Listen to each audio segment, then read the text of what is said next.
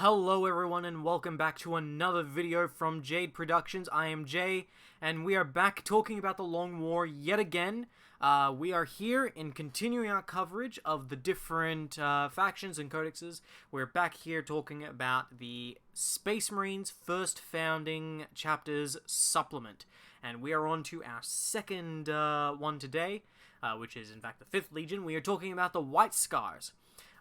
So first, of course, usual preamble. If you've clicked on this and you don't know what you've just clicked onto, this is for an overview of the rule set for, or part of the rule set for the Long War. And the Long War is a fan-made version of Warhammer 40,000. It is a fan-made edition of the game made by the community, for the community, focused on capturing the spirit of the game and the lore as it was, and producing a balanced game in the vein of a streamlined, superior version of 5th edition, 4th edition, 7th edition, bringing in elements of 8th and 9th and Heresy to create a truly fantastic gaming experience in the Warhammer 40,000, bringing old models and new models together under one rule set that is free, completely free from GW control.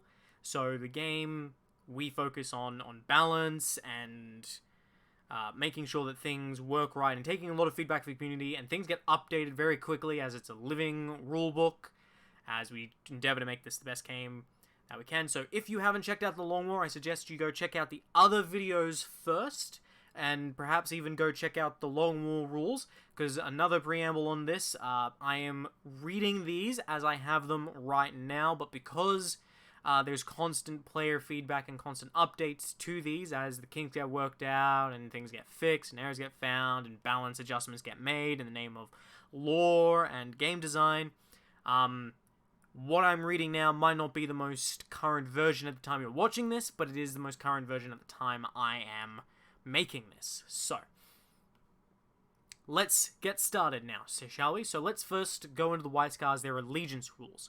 So for the White Scars allegiance, they first get swift death.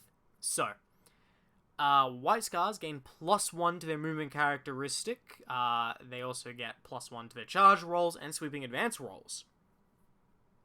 So that's pretty good. Your guys are moving just that little bit extra faster in most of the important movements of the game. And movement is, where most games are won or lost. I've lost quite a few to bad movement. Alright, then there's Strike Light Lightning. So when you're rolling to determine who will take the first turn, you roll 2d6 to determine who will take the first turn. So you get to roll 2d6 and your opponent rolls 1d6, because that's normally how that works. So, yeah.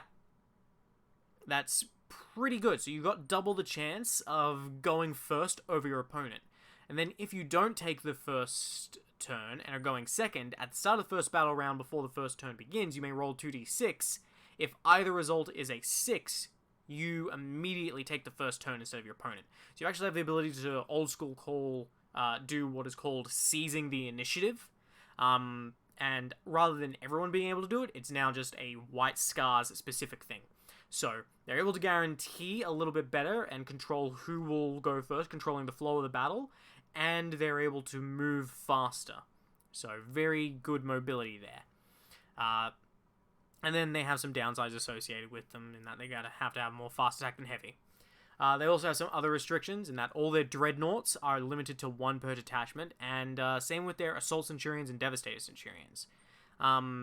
They can't take Chaplains, Judicators, or Librarian upgrades for their Lieutenants or Primaris Lieutenants as well, as the White Scars have their own different thing.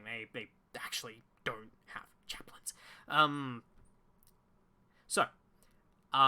Then there's the White Scars War Gear that we'll go into now. So they've got things like Cyber Eagles, which you can give characters, and Cyber Eagles are pretty neat. They let you mark an enemy with a bird, and you get +1 to all hit rolls in the shooting phase, and +1 to charge rolls against that same target.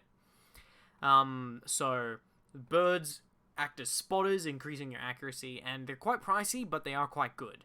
You got the Head Taker trophies for doing fear stuff, because they gain Fear 1, and if you benefit from Angels of Death, you get Fear 2. So you can be kind of spooky and really work on breaking your enemies. And you have some unique war gear as well that I'll scroll down to. So you've got the Chagorian weapons and the Equus Bolt weapons. So the Chagorian weapon is, you can exchange a Power Sword for this, and it's Strength +1, Power Axe levels. It's AP 3, so it's not as good as a Power Axe. It's Rending 5+, so on a 5+, it becomes AP 2, or against vehicles, it adds 2 to your armor penetration roll. And it's got Reach, so you can fight with a 2-inch reach on this thing. So reach, normally you can only fight things that are within 1 inch of you in the Long War, so melee is a little bit more closed in and you know, rank based, so you don't have dudes at the back just walloping and throwing random attacks in the forefront. No. You have to have reach on a weapon to be able to fight something at 2-inch range in melee, so you can get more attacks in with these by hiding behind other dudes and fighting in 2 ranks, pretty much. And then your Equus Bolt weapons. So your Equus Bolt weapons are pistol weapons, and you have heavy bolt pistol versions and regular bolt pistol versions. They're 3-shot bolt pistols with Gets Hot, and pistols are pretty good in the Long War. They're probably one of the strongest weapons to get the most buffs, because now you can advance and shoot with them and charge if you shot them. And you can shoot them into melee at no penalty, so they're pretty versatile weapons. They're pretty amazing. Anything with a pistol, you should definitely make use of that pistol. They're really good for getting more mobility out of your units. Often, you know, because you're sacrificing using other heavier weaponry. So these ones, they have Gets Hot, which is, you know, Space Marines are practically immune to Gets Hot. I'll put it that way. If your dice rolls are like mine, no matter how good your armor save is, your Gets Hot will kill you. Most of the time, though, if you're not rolling like garbage, you'll be fine. So it's a pretty small price to pay for the extra 2 shots per guy with an Equus Bolt pistol. And they're a pretty cheap 1-point upgrade, so potentially worth it. Then, we'll go into the Wisecar's Warlord traits. So, they have 3 unique Warlord traits. The first one is Trophy Taker, and this is for building a debuff Fear Bomb. Your Warlord gains Fear 2. If they benefit from Angels of Death, from their leadership being higher than their opponents, they get Fear 3. And if they have the Head Taker trophies, it becomes Fear 4 instead. Which, yeah, 1, 2, 3, 4, that's the negative penalty you're applying to an enemy within 3 inches when they're making a leadership test. So you can have a potential -4 to an enemy leadership test. That's pretty good. Even things that are almost practically unbreakable, because very little is fearless in this in the Long War. At most, things are leadership 10 with stubborn, but very few things are flat out fearless. Only a very, very few things that I can think of personally, most of them come from Blood Angels, are fearless. So even at leadership 10, a -4 brings you down to a leadership 6. That's Guardsman leadership. At the average leadership for a Space Marine, which is leadership 8, you're going down to leadership 4. So that's really a strong trait if you can get all that to stack up perfectly. Even still, it's just perfect for making your enemies fail their panic tests if you can win combat and force them to break and run, and then of course you get bonuses to your sweeping advance, so you can try and cut them down. Then there's Masters of Snares. This is another Warlord trait that allows you to control the battlefield. This one allows you to place down 3 markers anywhere on the board, not in your opponent's deployment zone during deployment, and all enemy units within 6 inches of a marker suffer the effects of difficult terrain, and difficult terrain becomes dangerous terrain. So you're messing with the terrain a bit with these 3 markers, with these 6-inch radiuses, which is pretty strong, as difficult terrain gives you a -2 to your movement, and dangerous terrain when you move through it, in addition to the -2 at the end of your movement. You gotta roll a d6, and on a 1, you take a wound. So this is really good for slowing down your opponent, and it only affects your enemies. So this is another good thing for controlling the flow of the battle, using speed and manipulation to make the most out of your army. Slow down enemies, keep them at bay. Really good for countering melee armies, good for this army that wants to be hitting and running and keeping your distance. So very good army support ones there, very good debuff one there.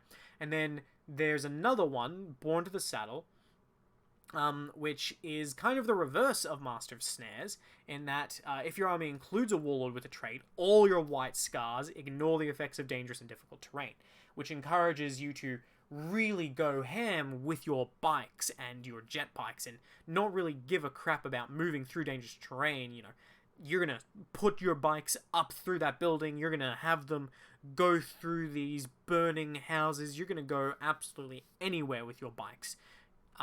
With impunity. You are not going to be slowed down by craters or any of that. There's no slowing you down. And that's the most important thing about Born to the Saddle. Because difficult terrain slows you, right? So ignoring that means you're not being slowed at all. So combine like the three of these. You have Born to the Saddle, which makes your army faster. You have Master of Snares, which makes your opponent's army slower. And then you have Trophy Taker for breaking your opponent's army when you get in there. So 3 very different options for your Warlord traits. Then, they actually have, the White Scars actually have, a unique Psychic Power discipline. And they use this instead of the normal one that the regular Librarian uses.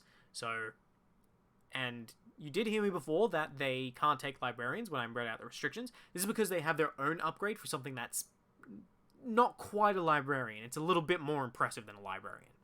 And they get access to 3 psychic powers. They get Blasting Gale, which locks an enemy unit in place in movement, stopping them dead from moving. Really strong. There's Rides the Wind, which lets the Psyker and their attached unit get Sprint 2, so they're now going even faster. So on the charge, they're going, they have like a +3 cumulative to this with their base trait. So they're adding 3 to their charge rolls. They're going 7 plus their initiative plus an extra 2. So often that's 7, 8, 9, 10, 11, 12, 13 with this power. So you can really zip across the board with this using your Storm Speaker to propel you upwards. And then Lightning Call, which is a psychic weapon that the Storm Speaker has. It's an assault weapon, it's strength 8, so it's really strong. It's enough to instant death anything T4. It's AP 3, so it's going to go through power armor. It's Haywire 3+, so it will always wound a vehicle, automata, or walker on a 3+, which is pretty good. Then it's also a blast weapon, and it's indirect fire, so you can call the lightning bolt down like artillery, adding a lot of good versatility so that now your guy can attack, he can stop dudes from movement, he can help your guys move, and help you chip away at stuff. So your Psyker is pretty strong, but of course your Psyker is going to be pretty expensive because your Psychic powers are pretty good. And then of course it is a Psychic weapon, so it can get hot. Now, let's talk about your relics. White Scars have 2 relics, and you're going to see this theme throughout all these videos if you're watching them all together. There are 2 relics for pretty much every sub-faction. Some have 3. So, first is the Plume of the Planesrunner, which is very expensive, 20 points. Also, all points are subject to change. Keep that in mind as playtests and drafts and feedback goes in, because the rule set will change and balance itself as more people play and things come apparent of, okay, that's too expensive. But Fleet lets you advance and charge. And this, the Plume of the Planesrunner, allows the model with the relic and their attached unit to do that. And with Sprint 1. So they're advancing 1 extra inch and they're charging with a +1. So you can combine with Ride the Winds and combined with your innate trait to give it a potential +4 to the charge. I believe you're beginning to see a theme about going faster here. But then there's the Glaive of Vengeance. The Glaive of Vengeance is relatively cheap, and it takes a Power Lance or Power Glaive, your exclusive weapons, and makes it a solid Power Fist equivalent, but without the unwieldy. Becoming Strength ×2, AP 2, and Reach, so you're still getting to fight at that 2 inch, which is pretty good. And it's a very, very good weapon to have. And it's relatively cheap, comparatively. And then they have some 2 unique upgrades. Because they have only these 2, I will spend some time talking about them. The first is the Stormseer.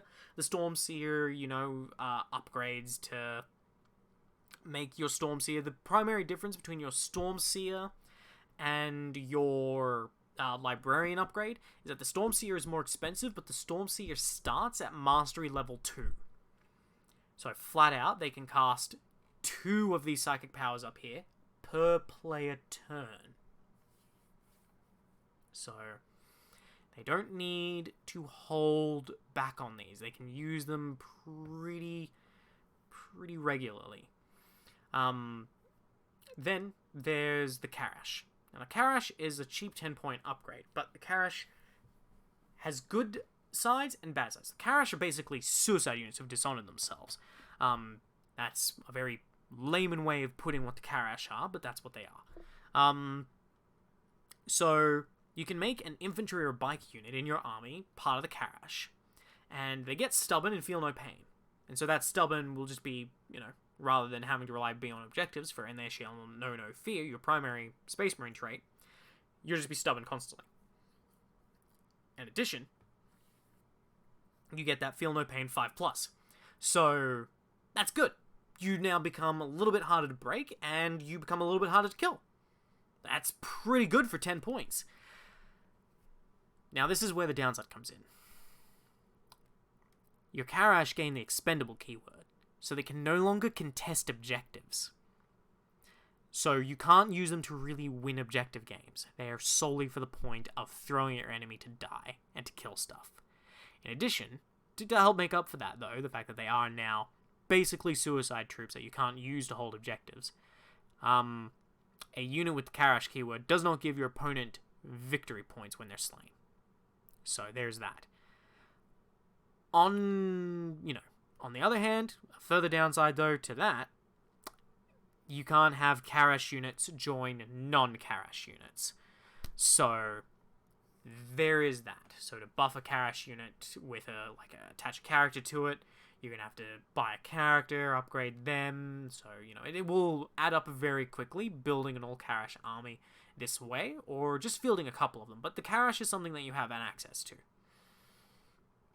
Now let's talk Rites of War. So, there are 2 Rites of War available for the White Scars. So, the first Rite of War is the Chagorian Brotherhood. Now, it's a large Rite of War, but it's also one that lets you really play around with your army. So, we'll go through it a little bit. I mean, it has some basic restrictions in that you have to have a Stormseer, you have to have a Captain to be your Khan. You have to have a fast attack choice for every 1,000 points. And all your heavy support choices in your army must begin either in a transport or in reserves, arriving within 6 inches of the board edge, of your board edge and wholly within your deployment zone when they arrive, unless they have outflank. So, all of that's a little bit slower if it's not in a transport. But, now this is where things kick in. All White Scars bike and cavalry type units in your army have Hit and Run and Fury of the Chapter. So Hit and Run is at the end of the combat, if the combat's still ongoing, you can actually try and do, you can actually just try and pull out of it. Try and fall back at the end of that combat to be free of it. So, pretty neat.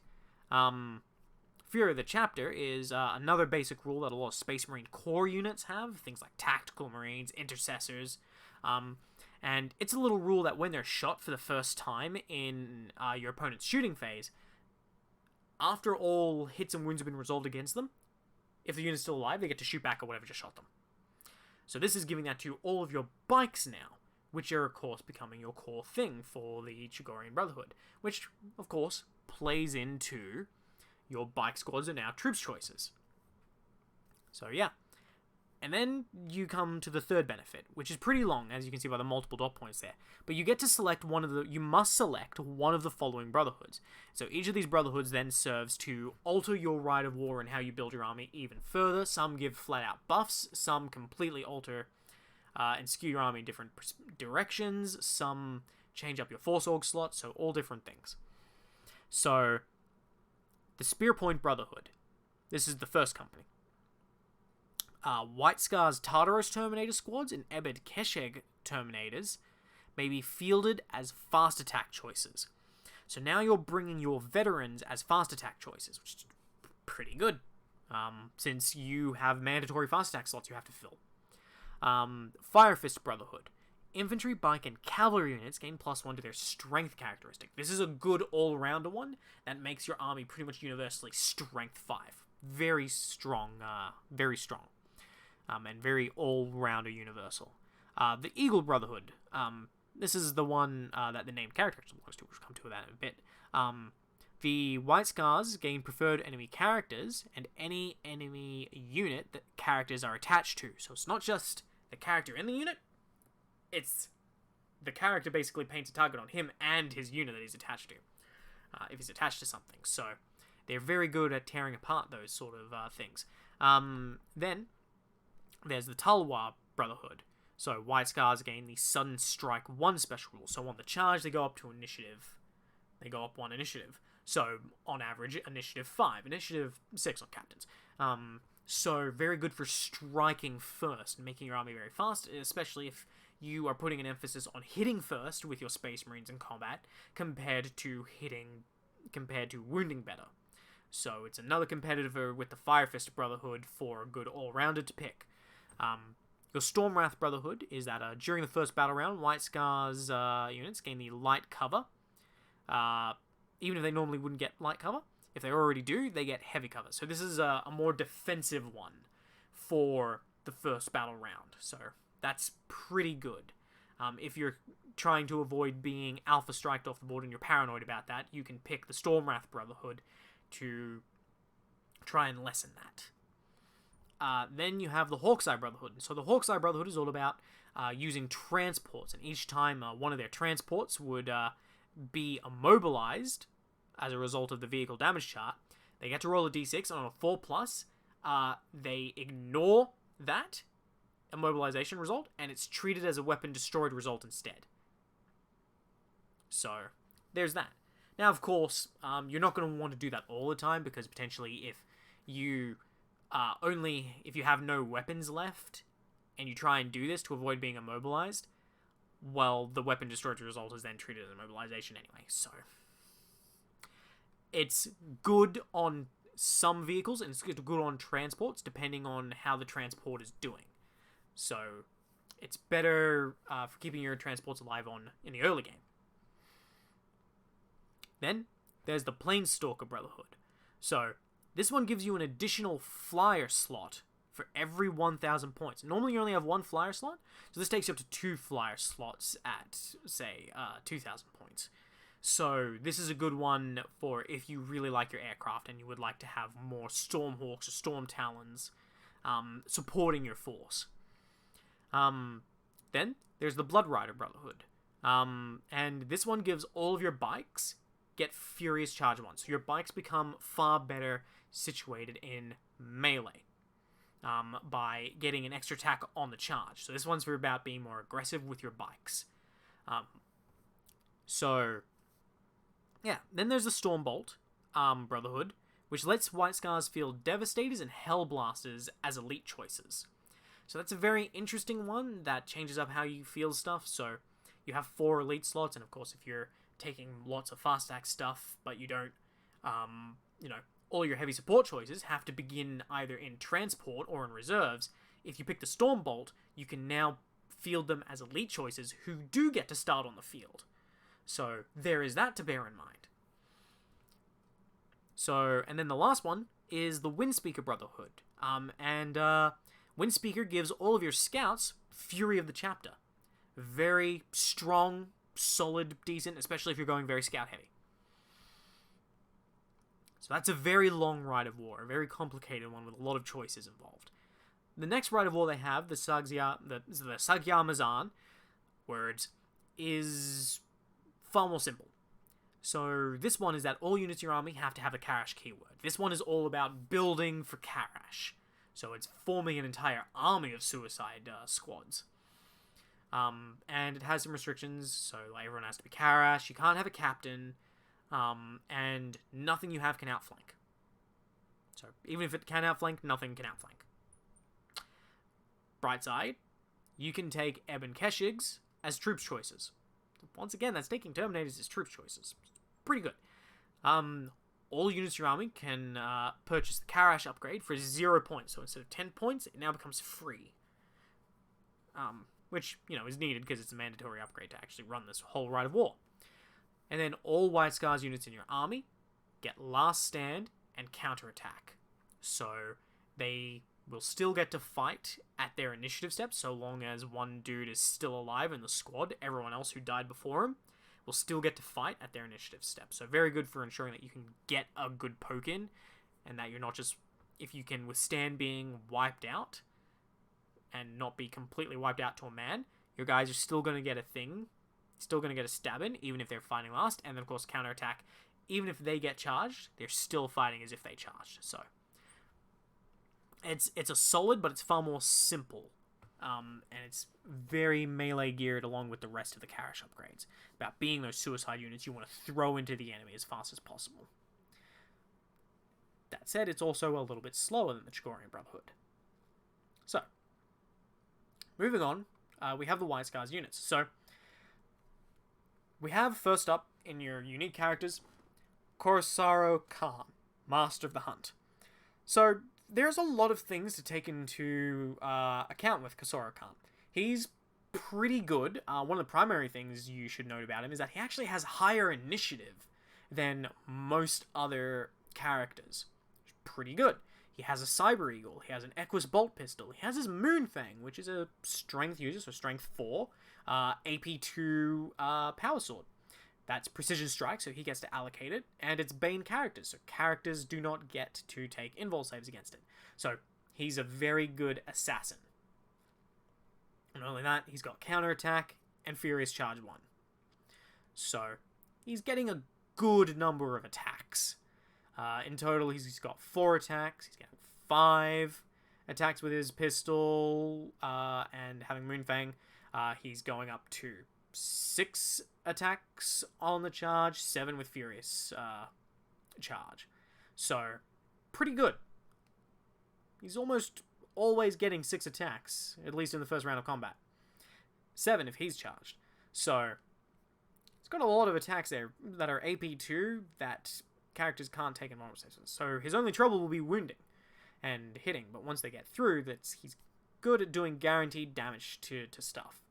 Of course, he comes with some stuff that's kind of got a downside, but he is the Khan of Eagles, so you have to take the Eagle Brotherhood if you're running the Chagorian Brotherhood, which is the one where you get preferred enemy characters, so reroll wounds of 1 versus characters and any units they're attached to. And then Khosrow Khan, on top of being this excellent character killer, and having all the other things you associate with a captain, he also, and you can upgrade him to Primaris, but no one cares. If you don't, you can put him on a bike. But the interesting thing about him is that he actually has the Trophy Taker, the Head Taker trophies, and he has the Trophy Taker Rite of Warlord trait. So, he can actually pull off the -4 Fear Bomb by himself.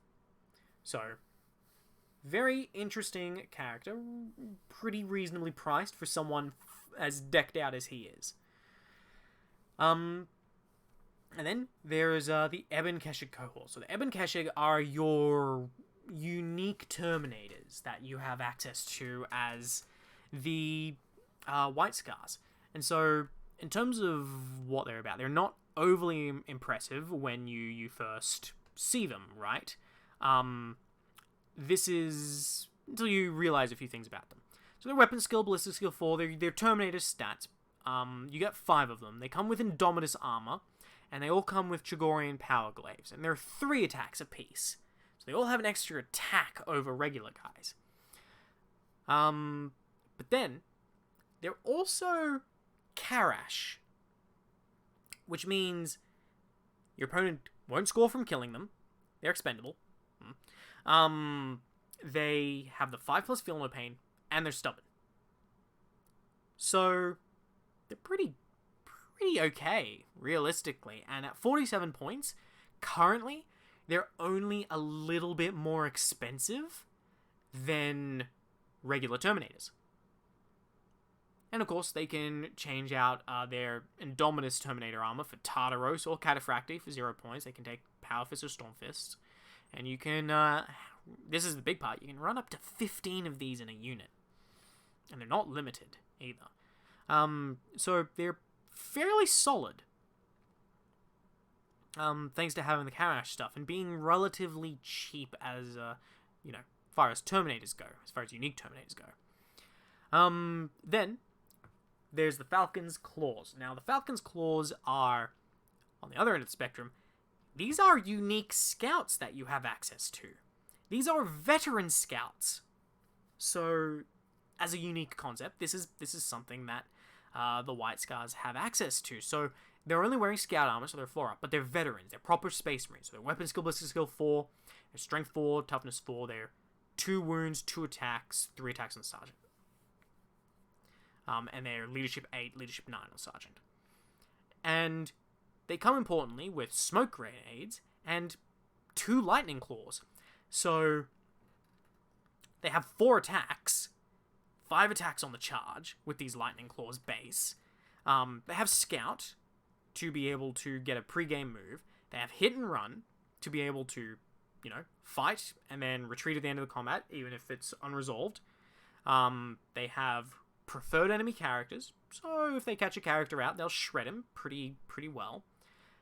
But they're Smoke Grenades. In the shooting phase, instead of setting to Overwatch, they can set Smoke. A unit that sets Smoke gains a 4+, that should be a cover save, until the end of its next turn. So, yeah, they're pretty decent. They're a unique unit that's kind of glass cannon-y for them. And they've got a bunch of options. Again, they can take a mixture of power weapons, they can take extra stuff, they can take Equus stuff. So, yeah. And they come base with Equus bolt pistols in their other weapon options that they can take from. So, they're fairly versatile glass cannon melee unit that can kind of smash face pretty quickly while being relatively protected with the 4-up cover save. And that's one of the few ways to achieve a 4-up cover save. Then there's the Karolongar. So these are the Dark Suns, and the Dark Suns are a unique jump pack unit. They're a unique assault marine unit. And they come with Equus bolt pistols and chainswords, so that's what makes them a little bit unique. Other than that, they've got all the usual things. There's nothing too different about them from regular Assault Marines until you reach their special rules, where they have Stormseer Conclave, which you can only include them in your army if you have a model with a Stormseer upgrade. In addition, this unit can only be joined by Stormseers, so keep that in mind. But then they've also got the Invocation of Raising Tempest. They get Sweeping 2 on all of their chainswords, and Sudden Strike 1. So, when they charge, they go up to Initiative 5, and if they're outnumbered, they each get 2 extra attacks. So, they can pump out a lot of attacks compared to regular Assault Marines. So, they're a fairly decent choice. And a fairly unique one that you have. Yeah.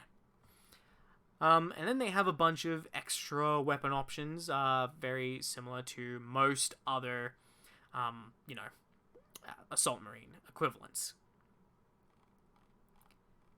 Going now into the fast attack here, this is the part where, this is, funnily enough, where you would expect the White Scars to shine, but they already make the regular fast attack choices shine, so there's actually not too much here. But there is the Kazagana Attack Speeder, and the Kazagan is a very good speeder. It's somewhere between a land speeder and a storm speeder in terms of its toughness and durability. It's almost Dreadnought equivalent, but not as good armor. It's got all the benefits of being cavalry, and it has a lot of anti-infantry guns. It's got an assault cannon and 2 Reaper autocannons.